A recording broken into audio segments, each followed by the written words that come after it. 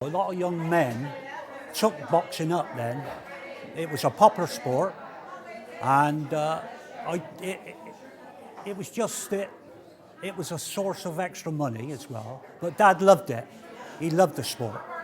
And you had people like the Radcliffes, Gordon Hazel, people like that he met. And we made friends with a lot of those people over the years. His day job was a coalman, and he came out of the forces from being an amateur boxer and turned professional. A lot of fights was at the Drill Hall in Old Market Street. He boxed at the Colston Hall, and he was a fairly good fighter, really.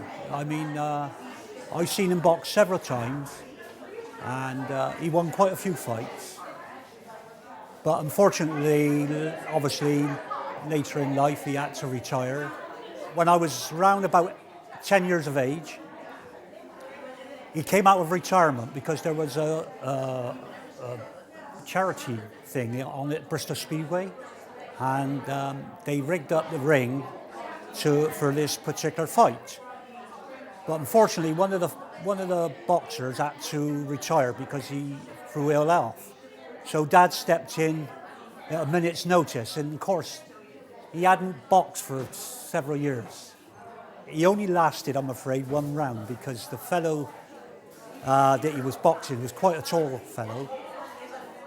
But Dad put up a good show, but unfortunately, he walked right into a left hand, which sent him to the floor. And that was it. And I went home crying when he came home from a boxing match with his black eyes and everything. Mum was worried sick. But having said that, I mean, it was a source of income, because at that time then, when he was working on the call for Thomas Silvers, it wasn't a lot of money, and he worked very hard in his life. But unfortunately, he died at the age of 52. He was a great dad to us all, really. He looked after us well. And I think he was proud of us all, because me and my two brothers were sportsmen anyway.